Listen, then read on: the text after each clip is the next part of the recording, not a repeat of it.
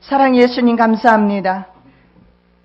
주님의 재림의 때가 임박한데 정말로 우리가 깨어있기를 원합니다.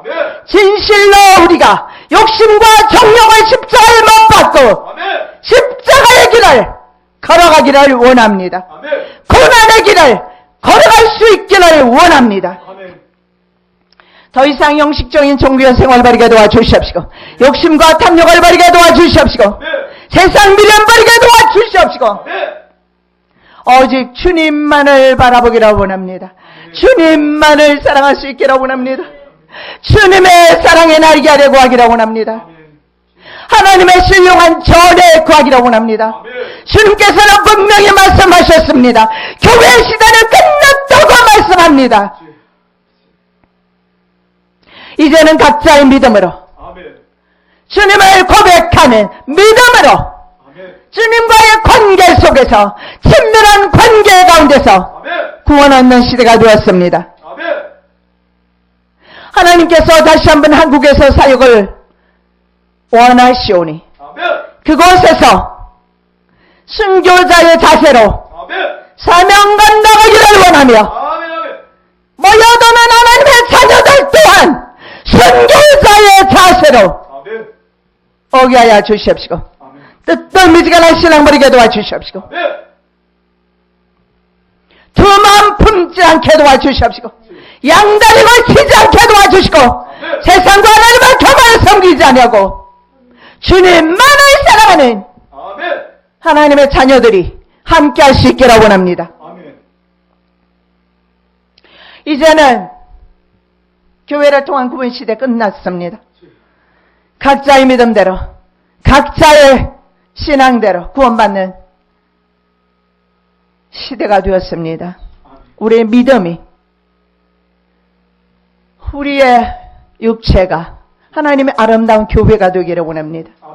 성령의 전이 되기를 원합니다. 역사적인 교회 시대 끝났습니다. 돌아보게 하여 주시옵소서. 자신의 믿음을 돌아보게 하여 주시옵소서. 교회를 의지합니까? 재산을 의지합니까? 자기의 지식을 의지합니까? 아니면 자기가 쳐놓은 수많은 그 울타리 안에 갇혀서 안전하다고 생각합니까? 세상에 안전지대 없습니다.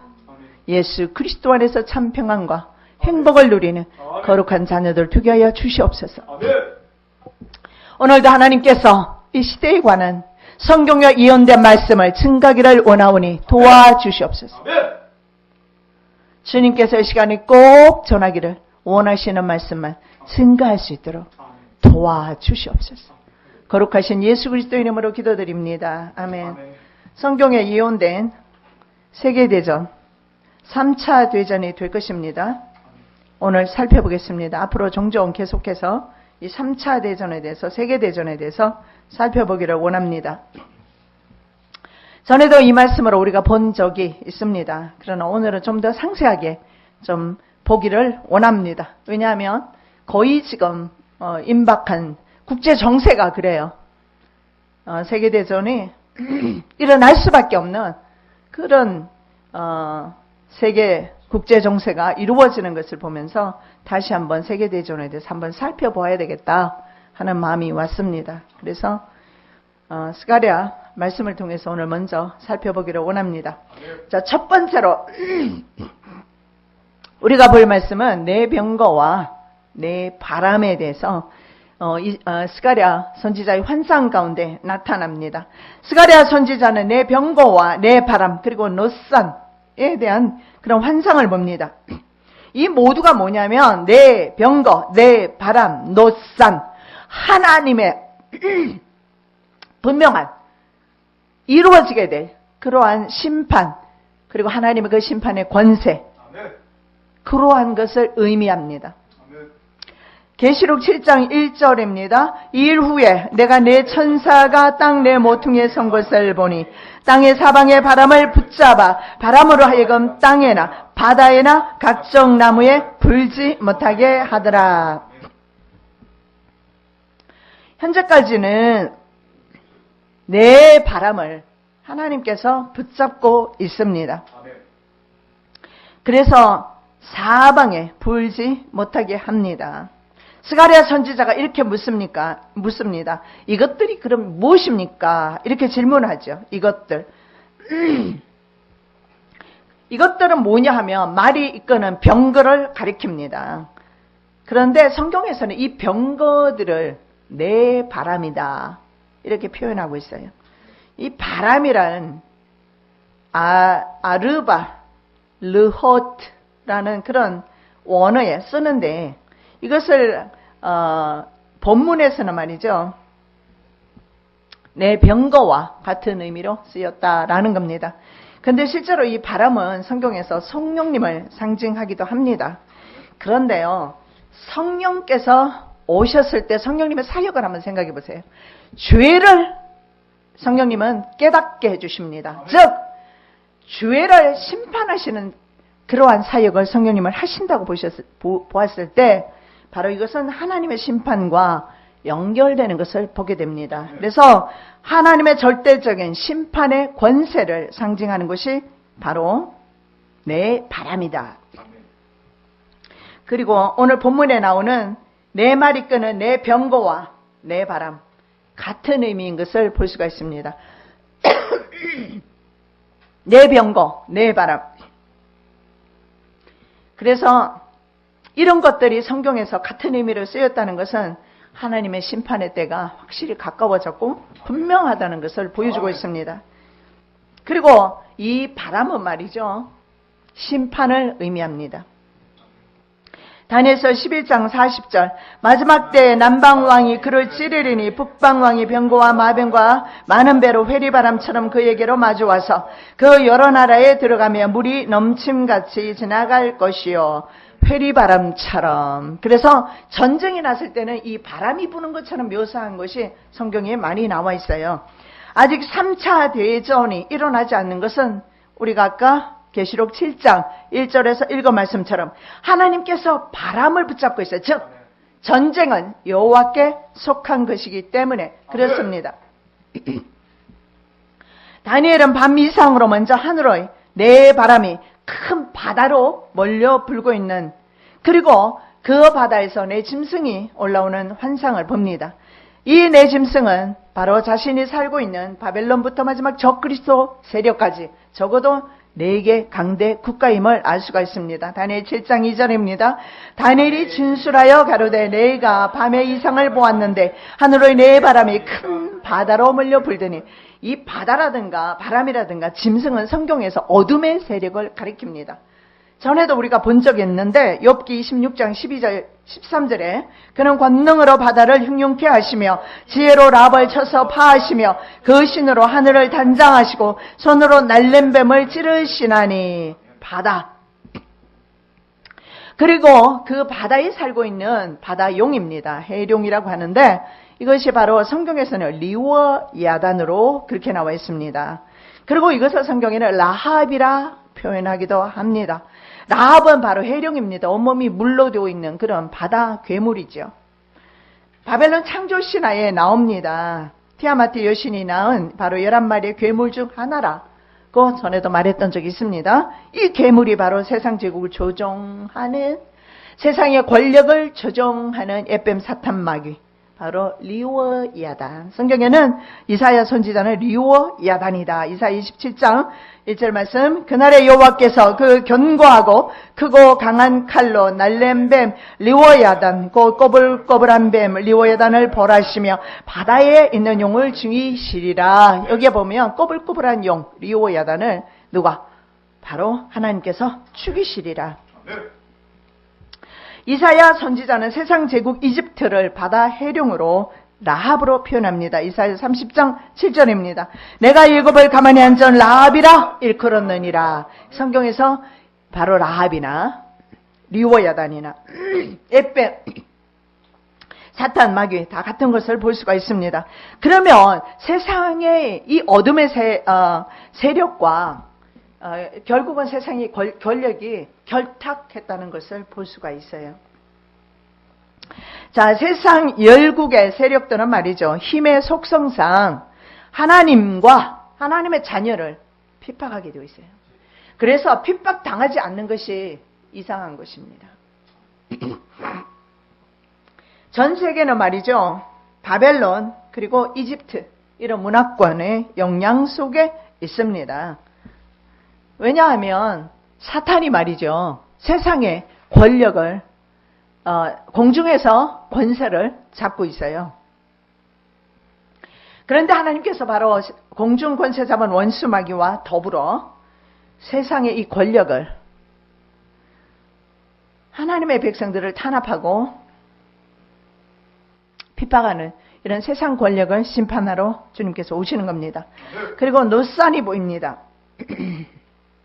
이 넛산도 마찬가지입니다. 성경에서 넛은 어떤 의미냐? 아주 강한 능력, 헬라를 넛으로 표현했어요. 강한 능력과 승리, 저주와 심판 이런 것을 상징합니다. 그래서 넛산 역시 어떤 의미가 있느냐면 반드시 성취되는 하나님의 절대적인 심판을 의미합니다. 넛산이 스가랴 선지자가 환상 가운데 보게 됩니다. 이 넛산에서 나오는 바로 내 병거, 하나님께서 하나님의 심판이 확실히 정해졌다.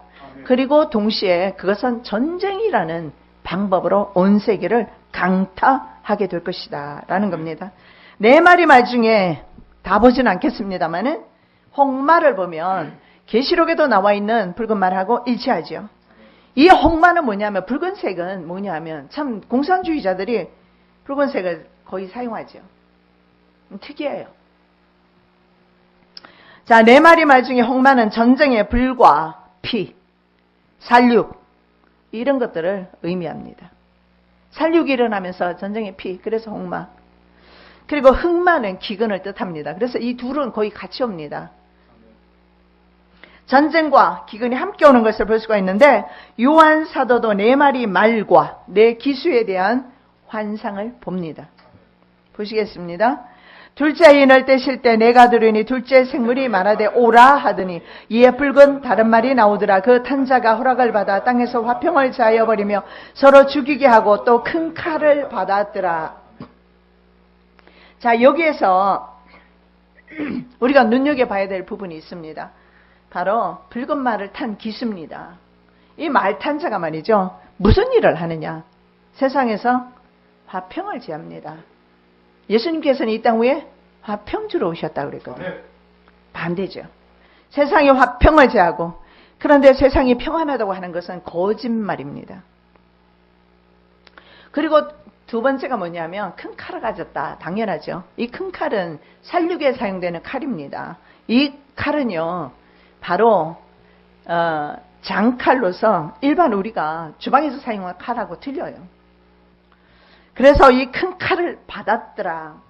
여기서 이 큰 칼, 이것을 통해서 볼 수 있는 것은 서로 죽인다. 그래서 규모가 큰 전쟁에서 사용하는 그런 칼임을 볼 수가 있습니다. 그래서 이 전쟁은 국지전이 아니라 바로 세계적인 전쟁인 것을 볼 수가 있습니다. 그래서 기수의 큰 칼은 전쟁이나 반란이나 암살용으로 쓰이는, 그 원어에 보면 마카이라고 나와 있어요. 마카이라. 이것이 어디에 쓰이느냐? 전쟁에 쓰이거나, 이 마카이라는 칼이 전쟁에 쓰이는 칼을 말합니다. 반란이나 암살이나 피비린내 나는 그런 사람을 죽이는 데 사용하는 것이 바로 마카이라. 그런데 성경에 또 다른 칼이 나오죠. 그건 예수님의 입에서 나오는 칼입니다. 럼파이어. 이거하고는 좀 틀려요. 럼파이어는 뭐냐면 질서와 심판의 칼입니다. 근데 칼 자체는요, 좌우지간 이것은 예수님께서 입에서 나오는 그 칼을 통해서 예수님께서는 세상을 심판하는, 그래서 칼 자체가 예수님께서 세상을 심판하러 오시는 칼이나 아니면 서로 죽이는 칼이나 결국은 마지막 때인 것을 볼 수가 있습니다. 자, 흰말 기수, 적그리스도가 먼저 출몰하죠. 그죠? 계시록 6장에 보면 흰말을 그리스도라고 보는 경우가 많이 있습니다. 왜냐하면 계시록 19장에도 흰말이 나오니까. 19장에 나오는 흰말은 예수님이 맞지만 계시록 6장에 나오는 흰말은 예수님이 아닌 이유가 바로 흰말이 나오면서 흰말과 동시에 네 마리 말이 나오고 스가랴 6장에도 네 마리 말이 나와요. 네 컬러의 말이 나옵니다. 그랬을 때 이 흰말은 적그리스도입니다. 적그리스도가 출현하면 세계전쟁. 그래서 적그리스도는 반드시 세계전쟁을 통해서 오고 적그리스도 오기 전에는 예수 그리스도가 안 오고 즉 세계전쟁이 오기 전에는 예수님이 안 오신다. 전 지구적인 세계전쟁이 있게 될 것이다. 지구상에 피비린내 나는 전쟁으로 모든 화평이 뺏기게 될 것입니다. 그리고 세상에는 더 이상 평화를 볼 수가 없다. 성경에 예언된 것입니다. 누가복음 19장 42절입니다. 가까이 오사 성을 보시고 우시며 가라사대 너도 오늘날 평화에 관한 일을 알았다면 좋을 뻔하였거니와 지금 내 눈에 숨겨왔도다. 예수님께서 예루살렘을 향해서 너 이렇게 말합니다. 내가 만일에 평화에 관해서 알았더라면 그러면 뭡니까? 예루살렘 도성이 처참하게 피비린내 나는 살육의 현장으로 바뀌어진다는 것을 예수님께서 의인화시켜서 예루살렘에 대해서 말씀을 합니다. 이렇게 말합니다. 네가 평화에 대해서 알았다면 좋을 뻔했는데 평화를 모르는구나. 즉 너희가 나에 대해서 알았더라면 평화가 깨어지지 않을 것이다 이 말이에요. 왜냐하면 예수 그리스도가 바로 평화입니다. 예루살렘의 살렘은 평화라는 뜻입니다. 그런데 평안하지가 않다라는 거예요. 아이러니입니다. 왜 그렇습니까? 예수님이 없기 때문에 환난의 때라도 예수님이 없으면 불안해요. 평안할 때조차도 예수가 없는 사람은 수많은 재산을 가지고 많은 안전장치를 해놨다 하더라도 불안해요. 인생 자체가 불안정한 겁니다. 불안정하게 태어났으니까요. 완벽한 인생 없어요. 완벽함을 추구하지만 완벽한 인생이 없어요. 죄 지은 그날부터 우리 인생들은 죄 가운데 살 수밖에 없고 불안에 떨 수밖에 없고 절망할 수밖에 없고 결국은 죽음을 맞이할 수밖에 없어요. 평화가 없어요. 근본적으로. 그럼에도 불구하고 우리가 세상에 살면서 평강을 누리는 이유는 주께서 이 땅에 평강주로 오셨기 때문에 주님을 영접한 자에게만 그 평강이 있는 법입니다. 예루살렘은 평화, 평강을 주러 오신 예수 그리스도의 피를 받았어요. 그래서 예루살렘은 피비린내 나는 살육의 현장이 되었습니다. 언제? AD 70년에. 그러나 이제 거기에만 국한되지 않을 것입니다. 이러한 살육의 현장은 전 세계적으로 이루어지게 될 겁니다. 그것이 바로 성경에 나와 있어요. 덴버 공항의 벽화 속에 보면 큰 칼이 나와 있어요. 좀 도움이 돼요. 영상을 보면 마카이라입니다. 벽화의 저 그림을 통해서 볼 수 있는 것은 방한복을 입고 방한복이 아니죠. 뭐예요? 저게 방독면 쓰고 그리고 전쟁이 났다는 거죠. 그 전쟁은 무슨 전쟁입니까? 핵전쟁이라는 거예요. 이제 나 다음에 핵에 대해서 한번 살펴볼 거예요. 핵이 얼마나 무서운지.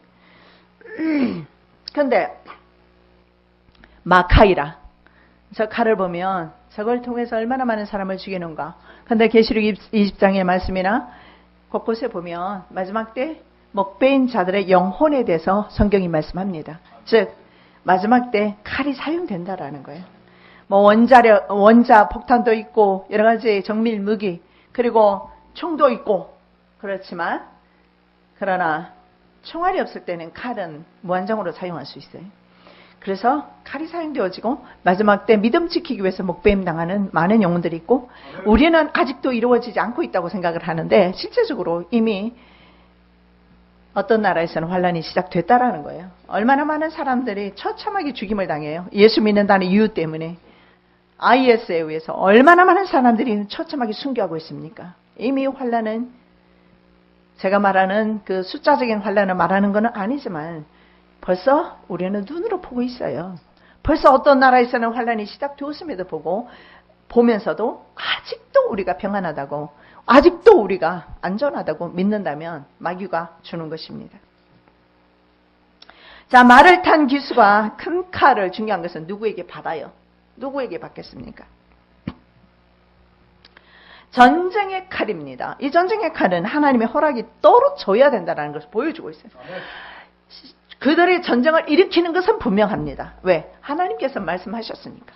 요한을 통해서 하나님의 종들을 통해서 말씀하셨으니까 전쟁은 반드시 일어납니다.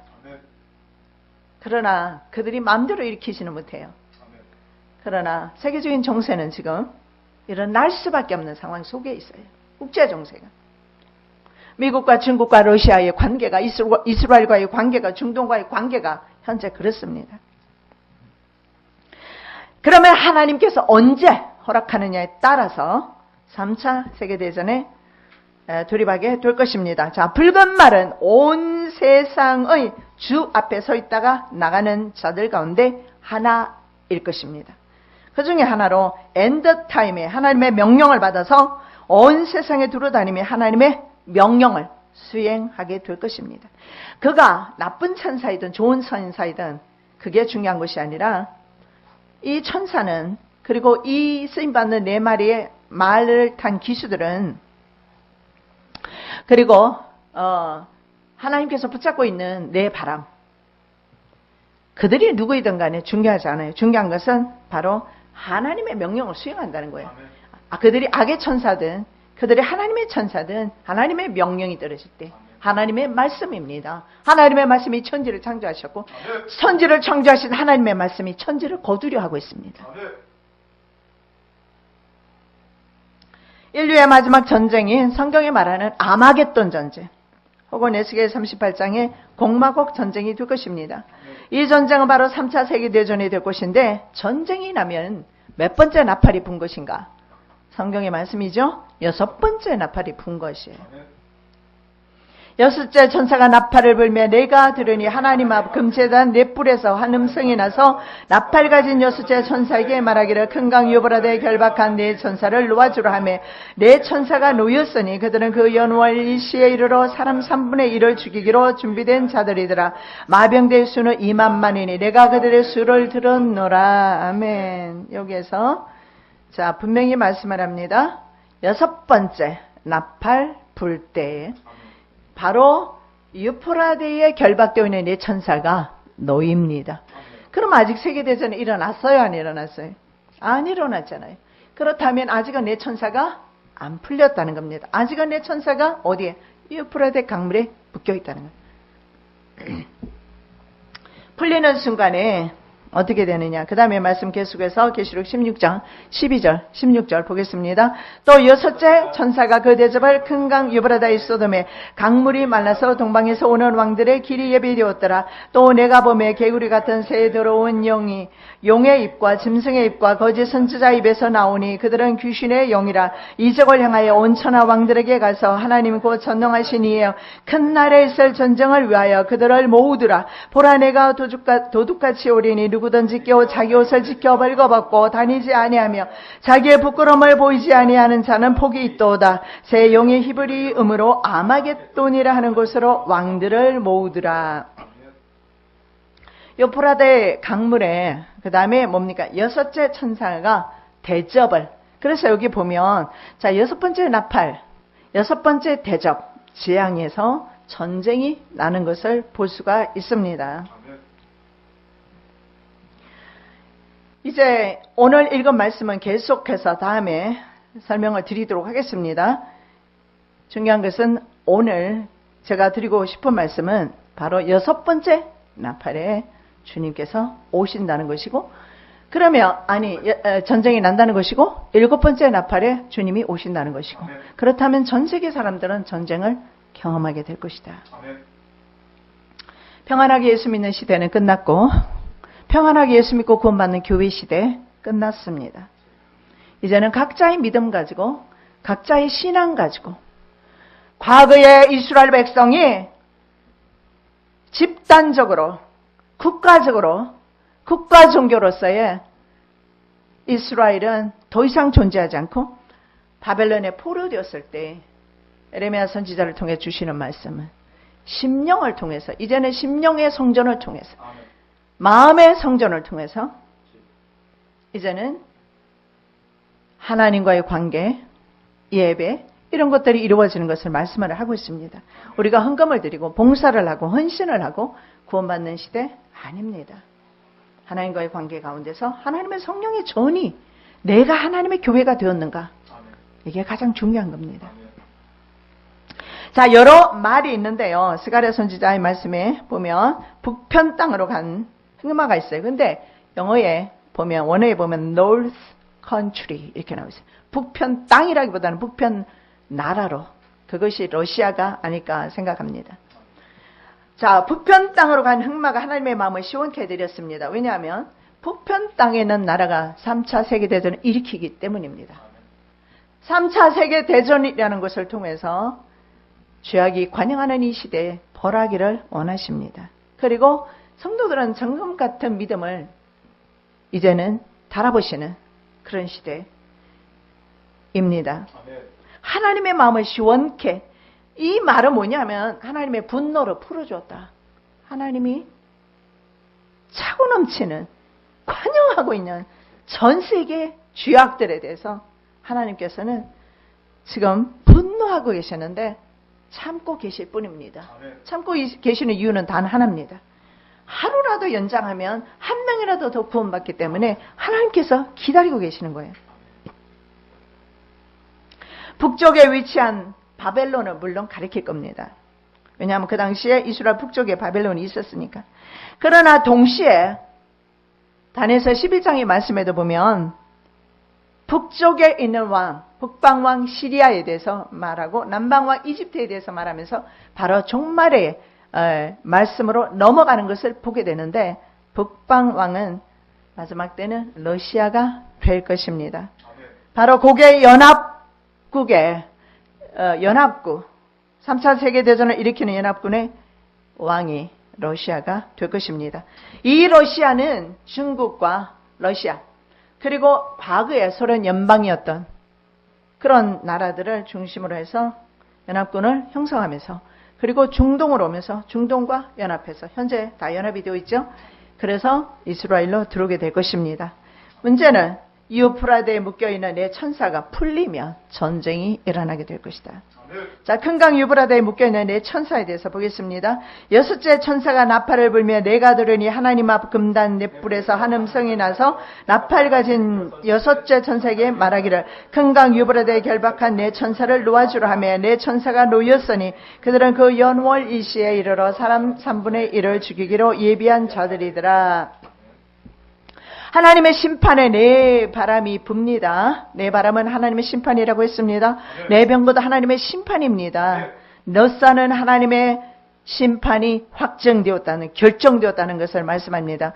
내 바람이 불자 전쟁이 난 것처럼 여섯째 천사가 나팔을 불자 큰강 유브라데에 묶여있던 내 천사가 놓이고 전쟁이 납니다. 영어에 보니까 release라는 말을 써요. release for angels who are bound. 묶여있는. 그런데 보니까요, 그 다음에 이렇게 나와 있어요. 릴리스하라고 합니다. 릴리스는 그냥 풀어주는 걸 말이죠. To kill a third of mankind. mankind는 뭐예요? 인류라는 뜻이에요. 한 민족을 멸망시킬 그런 내 천사가 아니에요. 유브라데에 결박되어 있는 내 천사는요, 인류의 3분의 1, 물론 군대의 3분의 1이 될 수도 있어요. 모여오는 군대가 2만만이라고 했습니다. 2억의 군대 3분의 1이면 6,600만 정도 돼요. 그럴 수도 있어요. 그러나 온 인류의 3분의 1, 어떤 성경에는 그렇게 번역이 되어 있어요. 인류의 3분의 1을 죽이기로 릴리스된 내 천사. 지구상에는 전 세계를 파괴하는 또 한 번의 세계 대전이 있기 전에는 휴거 없습니다. 듣기 싫어도 받아들여야 합니다. 어떡합니까? 준비한 사람이 현명한 거예요. 준비하는 사람이 바로 5처녀입니다. 귀가 닳도록 우리는 얼마나 많은 시간 동안 열처녀 비유에 대해서, 예수 믿는 순간부터 얼마나 많은 목사님을 통해서 열처녀에 대한 비유를 듣습니다. 그런데도 말이죠, 그 마지막 때를 준비한 5의 그 부류에는 들지 않는다는 거예요. 준비하지 않아요. 받아들이지 않아요. 왜요? 내가 듣기 싫은 것은 쳐내버리기 때문에 그렇습니다. 한 귀로 듣고 한 귀로 흘려버리기 때문에 그렇습니다. 듣기 싫어도 받아들여야 됩니다. 이것이 바로 십자가 복음입니다. 말씀과 기도로 준비하면 유익하지 않습니까? 말씀과 기도로 준비하면 구원이 있지 않습니까? 예수님의 사랑과 예수님의 인도와 보호가 있지 않습니까? 부인한다고 해서 전쟁이나 환란이 없어지는 것 같으면 잠도 안 자고 부인해야지. 부인한다고 해서 부인되어지는 게 아니에요. 왜냐하면 지금 일어나고 있는 일을 보면 소름 끼칠 정도로 성경의 말씀이 그대로 응하고 있거든요. 1.1억도 틀림없이 그대로 지금 국제 정세 가운데서 일어나고 있거든요. 여섯 번째 나팔의 세계대전이, 그리고 일곱째 천사 나팔에 주님 강림하십니다. 보겠습니다. 일곱째 천사가 그 나팔을 불며 하늘에 큰 음성들이 나서 가로되 세상 나라가 우리 주와 그 그리스도의 나라가 되어 그가 세세토록 왕노릇 하시리로다. 하나님의 나라로 되는 것은 바로 일곱째 천사 나팔 불 때 전 세계에는 모든 인류는 환란을 당하게 됩니다. 모든 인류는 전쟁을 당하게 될 것입니다. 아직까지 가공을 할 만한 세계대전이 일어나지 않은 까닭 하나님께서 전쟁을 일으키는 4명의 악한 천사들을 붙들고 계시기, 유브라데에 결박해 놓으셨기 때문에 그렇습니다. 이 유브라데의 강을 좀 살펴보면 얼마나 실감 나는지 알 수가 있어요. 이 유프라테스 강은 에덴 동산에서 시작된 4강 중에 하나가 유프라테스 강입니다. 성경에는 유브라데라고 나와 있는데 오늘날은 유프라테스라고. 보겠습니다. 창세기 2장 10절 14절 강이 에덴에서 발원하여 동산을 적시고 거기서부터 갈라져 4 근원이 되었으니 셋째 강의 이름은 힛데겔이라. 아수르 동편으로 흐르며 넷째 강은 유브라데라. 한번 그림 한번 보시기 바랍니다. 저 그림을 보면 이해가 돼요. 유프라데 강과 티그리스 강이 북쪽에서 보면 아래쪽까지 어디? 저 북쪽에서 시작돼서, 그래서 아마 에덴 동산이 저 북쪽이었던 것 같아요. 어디까지 내려오느냐? 페르시아만까지 내려오는데 포인트 해주면 좋겠지만, 자, 유프라테스 강이 왼쪽에 있고 오른쪽에는 무슨 강이 있어요? 티그리스 강이 있어요. 저 강이 쭉 계속해서 내려오죠. 티그리스 강도 계속해서 내려오고, 그러면 동방에서 오는 왕들이 이란이라든가 이런 나라들을, 중동에 있는 나라들을 데리고 어디로 오느냐? 이스라엘로 온다는 거예요. 이쪽으로. 이스라엘로. 이 강을 넘어와요. 왜냐하면 과거에 강대국들이 항상 이스라엘에 침략할 때 이 강을 넘어서 왔어요. 그런데 이 유프라데 강물은 최초의 문명의 발상지입니다. 방금 그림 본 이 부분이 최초의 문명 발상지로서 메소포타미아 문명이라고 합니다. 그리고 저 평원을 메소포타미아 평원이라고 합니다. 메소포타미아 평원을 가로질러서 큰 강, 에덴 동산에서 발원한 그 큰 강, 엄청 유명한 강이고 엄청난 많은 물이 있겠죠. 그 물을 보면 엄청나죠. 그런 많은 물이 흘러내리는 곳입니다. 그래서 항상 강대국들이 처음에는 저쪽에서 강 저편에 바로 아수르라든가 바벨론이라든가 그리고 페르시아 이런 나라들이 저 유역을 강유역을 중심으로 해서 발행을 했습니다. 자, 유프라데스 강의 길이가 2680km라고 합니다. 그래서 나란히 지금 흐르고 있는 것이 뭐냐면 티그리스 강인데 1890km입니다. 소아시아에서 가장 긴 강입니다. 근데 이 시작되는 지점이 어디냐면 터키입니다. 터키. 자, 터키에서 시작되어서 어디로 내려오느냐면 현재 분쟁이 되고 있는 시리아 그리고 이라크를 가로질러서 사우디아라비아, 쿠웨이트. 여러분 이것을 들으면 그곳이 지금 첨예하게 서로 대립하고 있잖아요. 국가 간에 지금 분쟁이 일어나고 있는 아주 가장 예민한 장소가 바로 이 지역인 것을 보게 됩니다. 그래서 이 물이 쿠웨이트까지 가면서 메마른 사막이에요. 그 주변의 사막을 적셔줍니다. 메소포타미아라는 뜻 자체가 강 사이의 땅이란 이런 뜻입니다. 그래서 메소포타미아가 양쪽 강 사이의 땅을 가리키는 거예요. 메소포타미아 문명이라고 하죠. 자, 이 강이요. 어디까지 가느냐? 두 강이 밑으로 내려가면 페르시아만이 있습니다. 이 페르시아만에 바로 미국의 핵을 탐지한 미국 핵 잠수함이 거기로 가 있는 걸로 압니다. 자, 페르시아만을 만날 때까지 평행하게 흐르기 때문에 붙여진 이름입니다. 메소포타미아. 과거에는 굉장히 비옥했던 토지가요. 지금은 사막화 현상이 가속화되고 있다고 합니다. 한번 그림을 보시고 그 다음 그림을 보시면 저런 식으로 과거에는 물이 다 흘렀던 지역이 사막이 되어가고 있으며 땅이 자꾸 드러나고 있어요. 문명의 시작부터 강대국들의 흥망성쇠가 이루어진 유프라테스 강입니다. 근데 현재 아까 제가 말씀드린 건 3개국이 넘습니다. 그러나 바로 인접한 국가가 3개국입니다. 2,700여만 명의 주민들이 이 물을 마시고 있어요. 이게 그들의 젖줄입니다. 그런데 이 물 때문에 이곳이 바로 온 인류의 멸망하는 장소가 된다는 거예요. 이 물 자체가 인류를 멸망하는 물이 된다는 거예요. 만일 유프라테스 강 유역이 평화를 찾을 수 있다면 말이죠. 세계 전쟁은 일어나지 않을 거예요. 그리고 세계 평화 해결책이 이루어질 거예요. 그런데 그런 일이 없을 겁니다. 왜냐하면 계속해서 사막화 현상이 일어나고 있기 때문에. 그리고 성경에서 분명히 말씀합니다. 평화가 아니라 이제는 전쟁이 준비되어 있다라는 겁니다. 자, 그 다음에 그림을 한번 보시기 바랍니다. 그림에 보면 IS, 이번에는 물전쟁, 그리고 유프라테스 강 막았다, 이런 내용이 나오죠. 자, 지난 1990년 이 강의 상류 지역이 어디에서 시작한다고 그랬어요? 터키에서 시작한다고 그랬어요. 터키. 자, 이 터키는 누구와 연결되어 있느냐면 러시아와 연합하고 있어요. 자, 터키에서 어떤 현상이 일어나느냐면 아까 그림에서 본 것처럼 사막화 현상이 자꾸 일어나요. 물이 적어진다는 거죠. 그러다 보니까 댐을 건설합니다. 위에서 댐을 건설하고 물을 막아버린 거죠. 그럼 밑에는 어떻게 돼요? 물이 더 귀해지게 됩니다. 그러면 아래에 있는 그런 나라들이 불편하게 되겠죠. 그래서 세계에서 8번째로 큰 수력 발전용 댐이 있어요. 아타튀르크라는 댐을 만들어 버립니다. 그것이 아까 저 댐이겠죠. 댐을 막았어요. 유프라테스 강을 저런 식으로 막아버렸습니다. 그러니까 티그리스 강과 유프라테스 강에서 의존하는 국가들, 이런 국가들, 이런 국가들이 성경에서 다 나오는 국가들이죠. 하류에 위치하고 있는 가장 직접적으로 영향을 받는 국가가 시리아와 이라크입니다. 그래서 이런 국민들은 물이 귀합니다. 그래서 물도둑질을 한다고 발칵 뒤집어졌죠. 그럴 수밖에요. 1998년에 심지어는 시리아 군이요, 댐에 가까이 오니까 북쪽에 있는 터키 군이 시리아 군이 오니까 총을 겨누면서 출동하기도 하는, 그러니까 이제 물전쟁인 것을 볼 수가 있습니다.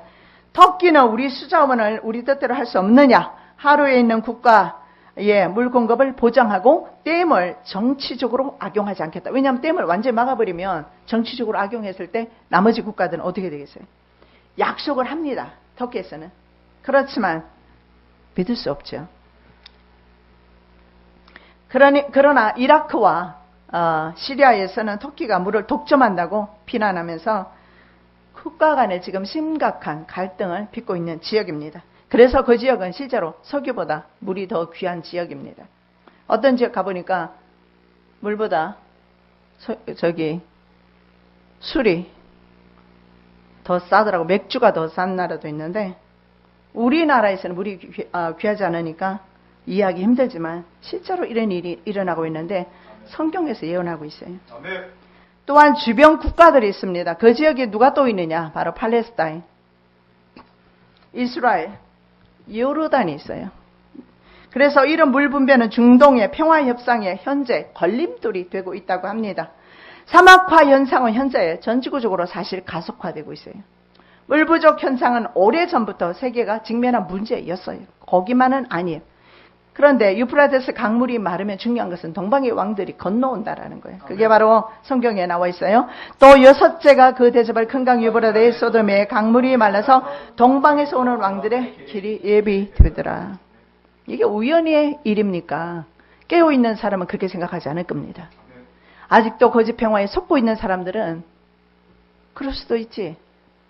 전 세계에서 사막화 현상이 일어나고 물이 귀하니까 그럴 수도 있지. 하나님의 때가 되었습니다. 아멘. 하나님의 엔드타임이 되었기 때문에 그렇습니다. 아멘.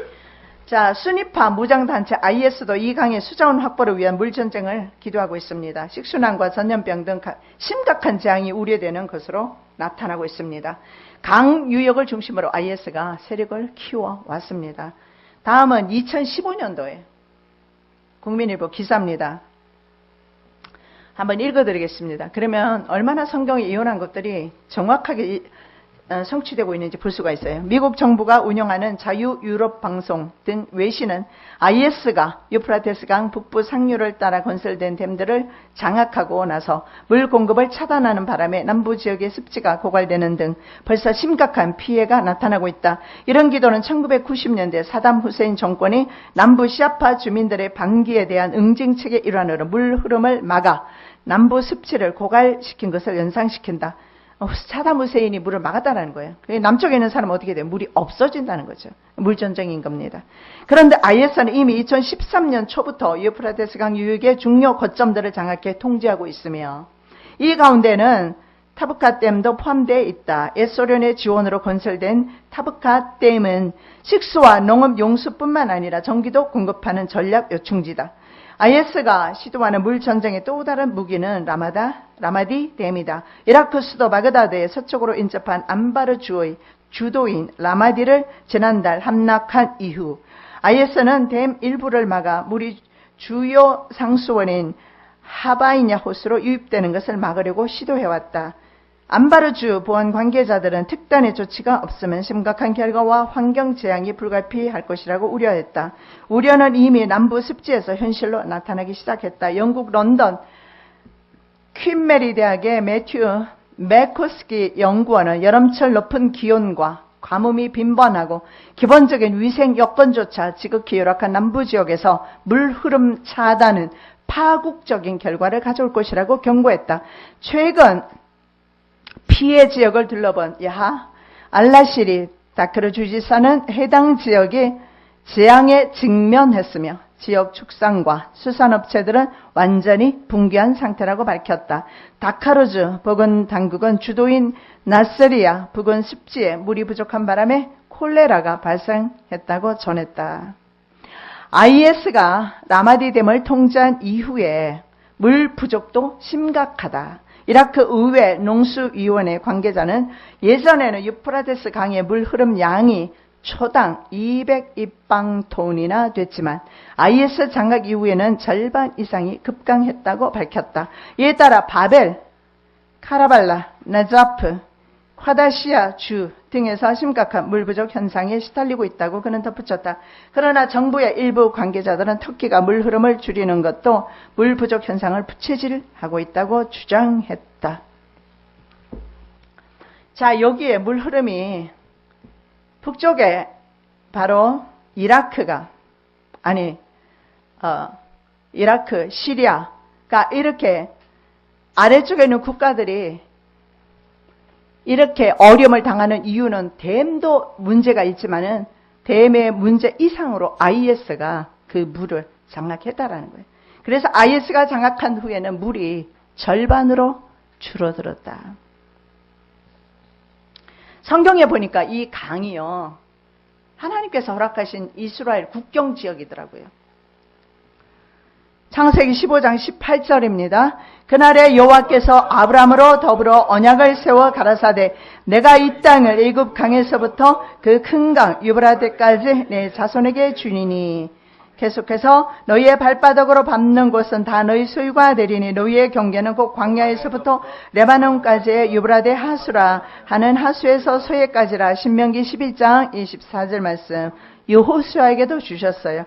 그 광야와 이 레바논에서부터 큰 강 유브라데 이르는 해촉 속에 온 땅과 또 해지는 편 대해까지 너희 지경이 되리라. 오른쪽으로는 이스라엘 땅이 어디까지 갔느냐 하면 유브라데 강까지 갔어요. 왼쪽으로는 어디까지 가느냐? 지중해로. 하나님께서 그렇게 허락하셨어요. 너희 지경이 되리라. 그런데 이 지역들에 이제는 다른 나라들이 점거하고 살고 있지요.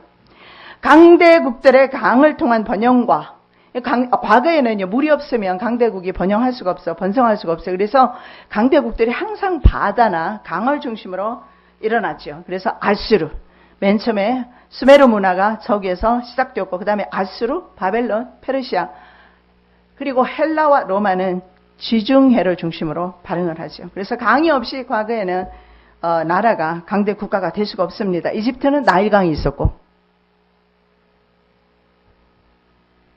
그런데 이러한 강대국들이 하나님께서는 적대국으로 보고 있는 겁니다. 왜냐하면 세상 세력이기 때문에 그렇습니다.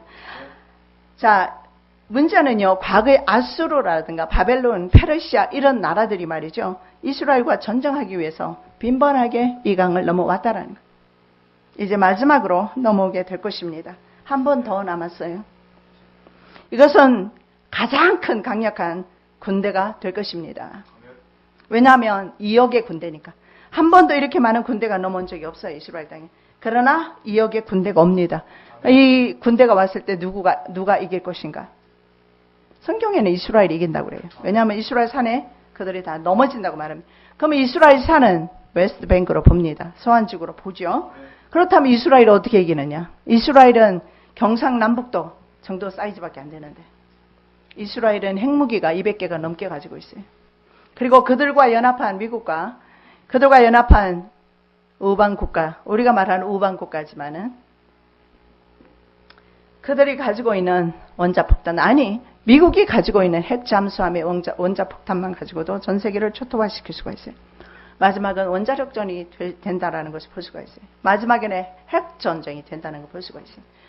그래서 마지막 때는 핵전쟁에서 이스라엘이 이기게 될 것입니다.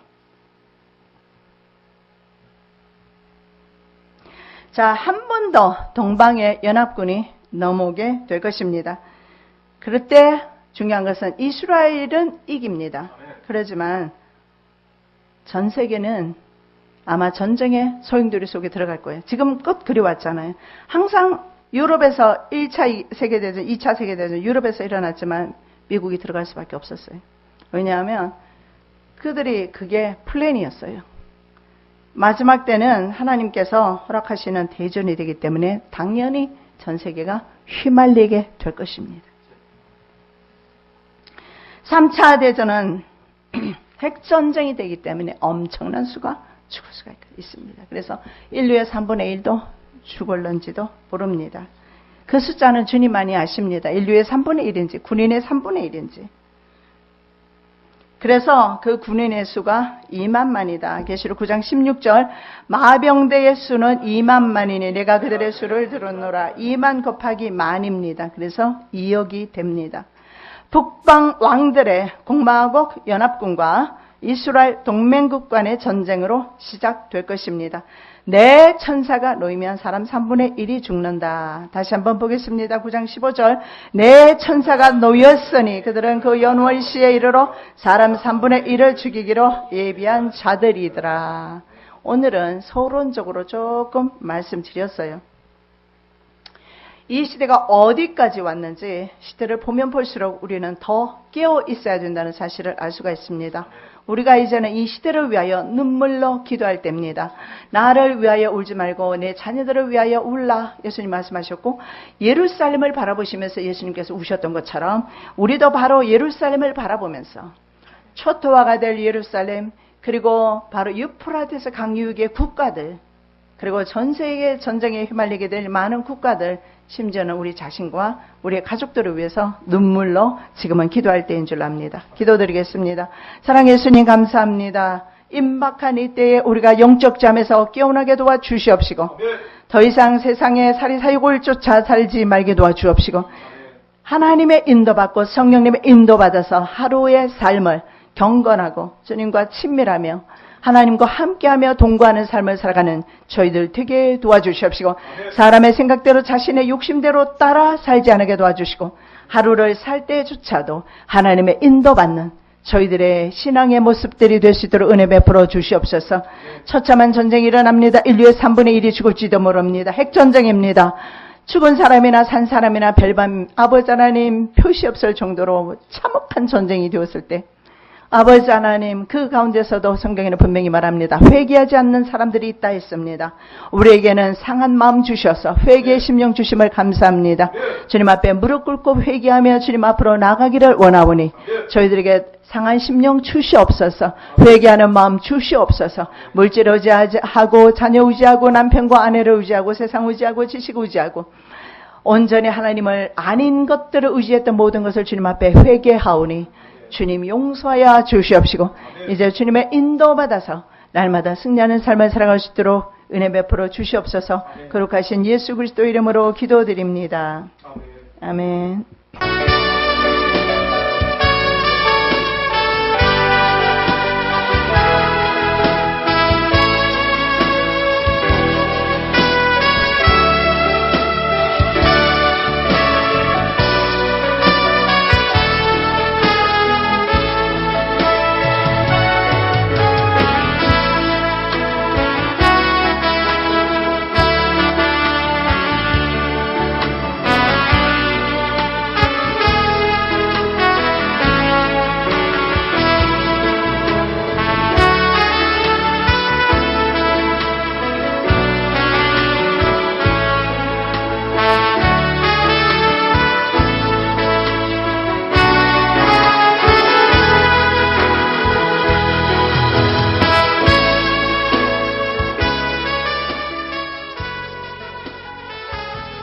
그러나 오늘은 좀 더 상세하게 좀 보기를 원합니다. 왜냐하면 거의 지금 임박한 국제 정세가 그래요.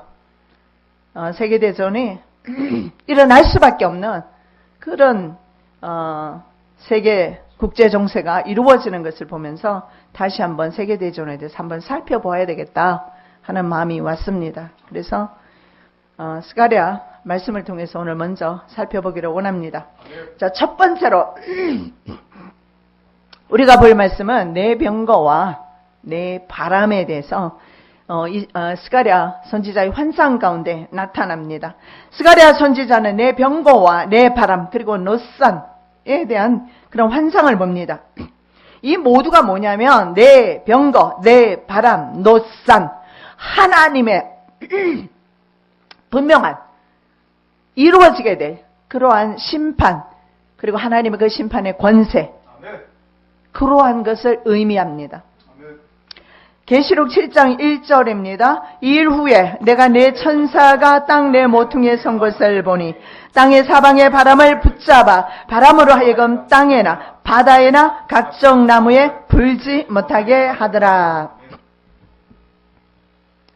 현재까지는 내 바람을 하나님께서 붙잡고 있습니다.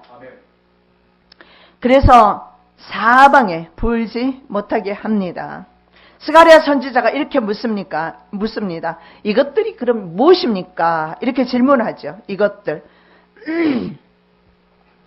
이것들은 뭐냐 하면 말이 이끄는 병거를 가리킵니다. 그런데 성경에서는 이 병거들을 내 바람이다 이렇게 표현하고 있어요. 이 바람이라는 아르바, 르호트라는 그런 원어에 쓰는데 이것을 본문에서는 말이죠. 내 병거와 같은 의미로 쓰였다라는 겁니다. 그런데 실제로 이 바람은 성경에서 성령님을 상징하기도 합니다. 그런데요. 성령께서 오셨을 때 성령님의 사역을 한번 생각해 보세요. 죄를 성령님은 깨닫게 해주십니다. 즉 죄를 심판하시는 그러한 사역을 성령님을 하신다고 보았을 때 바로 이것은 하나님의 심판과 연결되는 것을 보게 됩니다. 그래서 하나님의 절대적인 심판의 권세를 상징하는 것이 바로 내 바람이다. 그리고 오늘 본문에 나오는 내 말이 끄는 내 병거와 내 바람 같은 의미인 것을 볼 수가 있습니다. 내 병거, 내 바람. 그래서 이런 것들이 성경에서 같은 의미로 쓰였다는 것은 하나님의 심판의 때가 확실히 가까워졌고 분명하다는 것을 보여주고 있습니다. 그리고 이 바람은 말이죠. 심판을 의미합니다. 다니엘서 11장 40절 마지막 때에 남방왕이 그를 찌르리니 북방왕이 병거와 마병과 많은 배로 회리바람처럼 그에게로 마주와서 그 여러 나라에 들어가며 물이 넘침같이 지나갈 것이요. 입니다. 럼파이어. 이거하고는 좀 틀려요. 럼파이어는 뭐냐면 질서와 심판의 칼입니다. 근데 칼 자체는요. 좌우지간 이것은 예수님께서 입에서 나오는 그 칼을 통해서 예수님께서는 세상을 심판하는 그래서 칼 자체가 예수님께서 세상을 심판하러 오시는 칼이나 아니면 서로 죽이는 칼이나 결국은 마지막 때인 것을 볼 수가 있습니다. 자, 흰말 기수 적그리스도가 먼저 출몰하죠. 그죠? 계시록 6장에 보면 흰말을 그리스도라고 보는 경우가 많이 있습니다. 왜냐하면 계시록 19장에도 흰말이 나오니까. 19장에 나오는 흰말은 예수님이 맞지만 계시록 6장에 나오는 흰말은 예수님이 아닌 이유가 바로 흰말이 나오면서 흰말과 동시에 네 마리 말이 나오고 스가랴 6장에도 네 마리 말이 나와요. 네 컬러의 말이 나옵니다. 그랬을 때 이 흰말은 적그리스도입니다. 적그리스도가 출현하면 세계전쟁. 그래서 적그리스도는 반드시 세계전쟁을 통해서 오고 적그리스도 오기 전에는 예수 그리스도가 안 오고 즉 세계전쟁이 오기 전에는 예수님이 안 오신다. 전 지구적인 세계전쟁이 있게 될 것이다. 지구상에 피비린내 나는 전쟁으로 모든 화평이 뺏기게 될 것입니다. 그리고 세상에는 더 이상 평화를 볼 수가 없다. 성경에 예언된 것입니다. 누가복음 19장 42절입니다. 가까이 오사 성을 보시고 우시며 가라사대 너도 오늘날 평화에 관한 일을 알았다면 좋을 뻔하였거니와 지금 내 눈에 숨겨왔도다. 예수님께서 예루살렘을 향해서 너 이렇게 말합니다. 내가 만일에 평화에 관해서 알았더라면 그러면 뭡니까? 예루살렘 도성이 처참하게 피비린내 나는 살육의 현장으로 바뀌어진다는 것을 예수님께서 의인화시켜서 예루살렘에 대해서 말씀을 합니다. 이렇게 말합니다. 네가 평화에 대해서 알았다면 좋을 뻔했는데 평화를 모르는구나. 즉 너희가 나에 대해서 알았더라면 평화가 깨어지지 않을 것이다 이 말이에요. 왜냐하면 예수 그리스도가 바로 평화입니다. 예루살렘에 살렘은 평화라는 뜻입니다. 그런데 평안하지가 않다라는 거예요. 아이러니입니다. 왜 그렇습니까? 예수님이 없기 때문에 환난의 때라도 예수님이 없으면 불안해요. 평안할 때조차도 예수가 없는 사람은 수많은 재산을 가지고 많은 안전장치를 해놨다 하더라도 불안해요. 인생 자체가 불안정한 겁니다. 불안정하게 태어났으니까요. 완벽한 인생 없어요. 완벽함을 추구하지만 완벽한 인생이 없어요. 죄 지은 그날부터 우리 인생들은 죄 가운데 살 수밖에 없고 불안에 떨 수밖에 없고 절망할 수밖에 없고 결국은 죽음을 맞이할 수밖에 없어요. 평화가 없어요. 근본적으로. 그럼에도 불구하고 우리가 세상에 살면서 평강을 누리는 이유는 주께서 이 땅에 평강주로 오셨기 때문에 주님을 영접한 자에게만 그 평강이 있는 법입니다. 예루살렘은 평강을 주러 오신 예수 그리스도의 피를 받았어요. 그래서 예루살렘은 피비린내 나는 살육의 현장이 되었습니다. 언제? AD 70년에. 그러나 이제 거기에만 국한되지 않을 것입니다. 이러한 살육의 현장은 사랑 예수님 감사합니다. 주님의 재림의 때가 임박한데 정말로 우리가 깨어있기를 원합니다. 진실로 우리가 욕심과 정욕을 십자가에 못 박고 십자가의 길을 걸어가기를 원합니다. 고난의 길을 걸어갈 수 있기를 원합니다. 더 이상 형식적인 종교 생활 버리게 도와주시옵시고 욕심과 탐욕을 버리게 도와주시옵시고 세상 미련 버리게 도와주시옵시고 오직 주님만을 바라보기를 원합니다. 주님만을 사랑할 수 있기를 원합니다. 주님의 사랑에 날개하려 구하기를 원합니다. 하나님의 신령한 전에 구하기를 원합니다. 주님께서는 분명히 말씀하셨습니다. 교회 시대는 끝났다고 말씀합니다. 이제는 각자의 믿음으로 주님을 고백하는 믿음으로 주님과의 관계 속에서 친밀한 관계 가운데서 구원 얻는 시대가 되었습니다. 하나님께서 다시 한번 한국에서 사역을 원하시오니 그곳에서 순교자의 자세로 사명 감당하기를 원하며 모여드는 하나님의 자녀들 또한 순교자의 자세로 오게 하여 주시옵시고 뜻도 미지근한 신앙 버리게 도와주시옵시고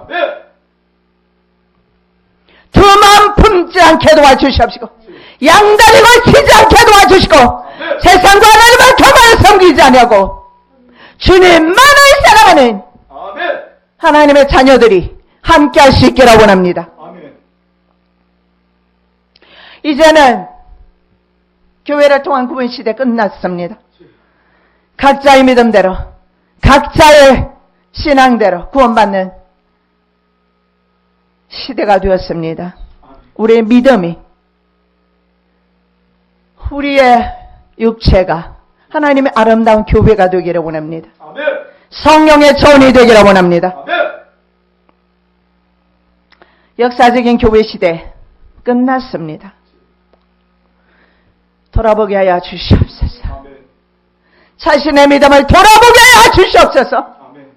교회를 의지합니까? 재산을 의지합니까? 자기의 지식을 의지합니까? 아니면 자기가 쳐놓은 수많은 그 울타리 안에 갇혀서 안전하다고 생각합니까? 세상에 안전지대 없습니다. 예수 그리스도 안에서 참 평안과 행복을 누리는 거룩한 자녀들 되게 하여 주시옵소서.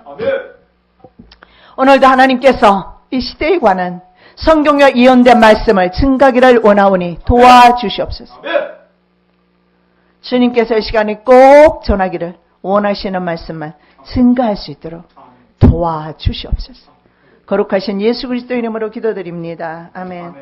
성경에 예언된 세계대전 3차 대전이 될 것입니다.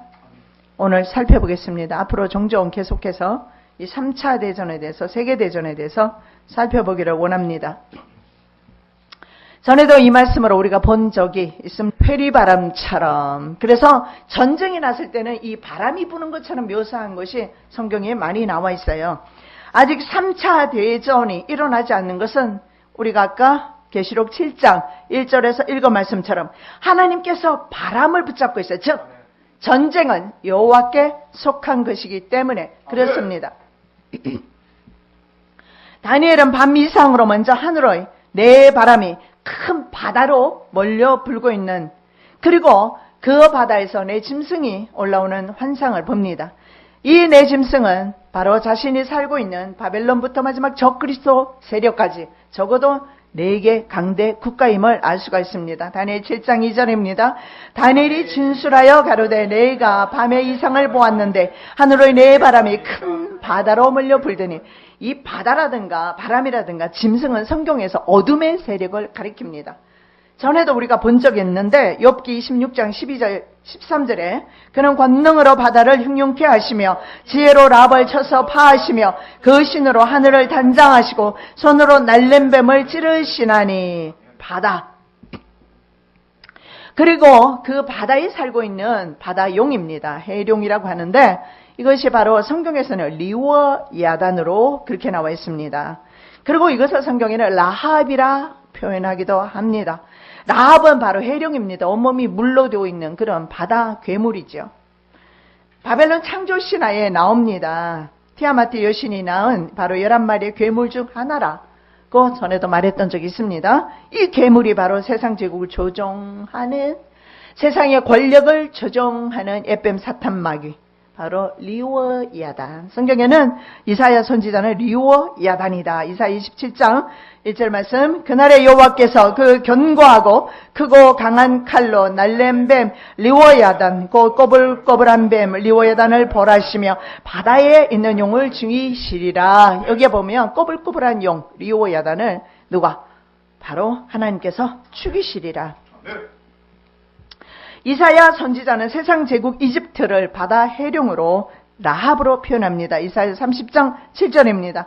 내가 일곱을 가만히 앉은 라합이라 일컬었느니라. 성경에서 바로 라합이나 리워야단이나 에뱀, 사탄, 마귀 다 같은 것을 볼 수가 있습니다. 그러면 세상의 이 어둠의 세력과 결국은 세상의 권력이 결탁했다는 것을 볼 수가 있어요. 자, 세상 열국의 세력들은 말이죠, 힘의 속성상 하나님과 하나님의 자녀를 핍박하게 되어 있어요. 그래서 핍박당하지 않는 것이 이상한 것입니다. 전 세계는 말이죠, 바벨론 그리고 이집트 이런 문화권의 영향 속에 있습니다. 왜냐하면 사탄이 말이죠, 세상의 권력을 공중에서 권세를 잡고 있어요. 그런데 하나님께서 바로 공중 권세 잡은 원수 마귀와 더불어 세상의 이 권력을, 하나님의 백성들을 탄압하고 핍박하는 이런 세상 권력을 심판하러 주님께서 오시는 겁니다. 그리고 노산이 보입니다. 이 노산도 마찬가지입니다. 성경에서 노스는 어떤 의미냐? 아주 강한 능력, 헬라를 노스로 표현했어요. 강한 능력과 승리, 저주와 심판 이런 것을 상징합니다. 그래서 노산 역시 어떤 의미가 있느냐면 반드시 성취되는 하나님의 절대적인 심판을 의미합니다. 노산이 스가랴 선지자가 환상 가운데 보게 됩니다. 이 노산에서 나오는 바로 내병거, 하나님께서 하나님의 심판이 확실히 정해졌다. 그리고 동시에 그것은 전쟁이라는 방법으로 온 세계를 강타하게 될 것이다 라는 겁니다. 네 마리 말 중에 다 보진 않겠습니다만은 홍마를 보면 계시록에도 나와 있는 붉은 말하고 일치하죠. 이 홍마는 뭐냐면, 붉은색은 뭐냐면, 참 공산주의자들이 붉은색을 거의 사용하죠. 특이해요.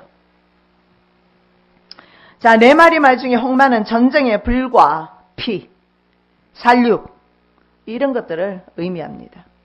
살육이 일어나면서 전쟁의 피, 그래서 홍마. 그리고 흑마는 기근을 뜻합니다. 그래서 이 둘은 거의 같이 옵니다. 전쟁과 기근이 함께 오는 것을 볼 수가 있는데, 요한 사도도 네 마리 말과 네 기수에 대한 환상을 봅니다. 보시겠습니다. 둘째 인을 떼실 때 내가 들으니 둘째 생물이 말하되 오라 하더니 이에 붉은 다른 말이 나오더라. 그 탄자가 허락을 받아 땅에서 화평을 자여 버리며 서로 죽이게 하고 또 큰 칼을 받았더라. 자, 여기에서 우리가 눈여겨봐야 될 부분이 있습니다. 바로 붉은 말을 탄 기수입니다. 이 말 탄 자가 말이죠, 무슨 일을 하느냐? 세상에서 화평을 제합니다. 예수님께서는 이 땅 위에 화평 주러 오셨다고 그랬거든요. 반대죠. 세상에 화평을 제하고, 그런데 세상이 평안하다고 하는 것은 거짓말입니다. 그리고 두 번째가 뭐냐면 큰 칼을 가졌다. 당연하죠. 이 큰 칼은 살육에 사용되는 칼입니다. 이 칼은요, 바로 장칼로서 일반 우리가 주방에서 사용하는 칼하고 틀려요. 그래서 이 큰 칼을 받았더라. 여기서 이 큰 칼, 이것을 통해서 볼 수 있는 것은 서로 죽인다. 그래서 규모가 큰 전쟁에서 사용하는 그런 칼임을 볼 수가 있습니다. 그래서 이 전쟁은 국지전이 아니라 바로 세계적인 전쟁인 것을 볼 수가 있습니다. 그래서 기수의 큰 칼은 전쟁이나 반란이나 암살용으로 쓰이는, 그 원어에 보면 마카이라고 나와 있어요. 마카이라. 이것이 어디에 쓰이느냐? 전쟁에 쓰이거나, 이 마카이라는 칼이 전쟁에 쓰이는 칼을 말합니다. 반란이나 암살이나 피비린내 나는 그런 사람을 죽이는 데 사용하는 것이 바로 마카이라. 그런데 성경에 또 다른 칼이 나오죠. 그건 예수님의 입에서 나오는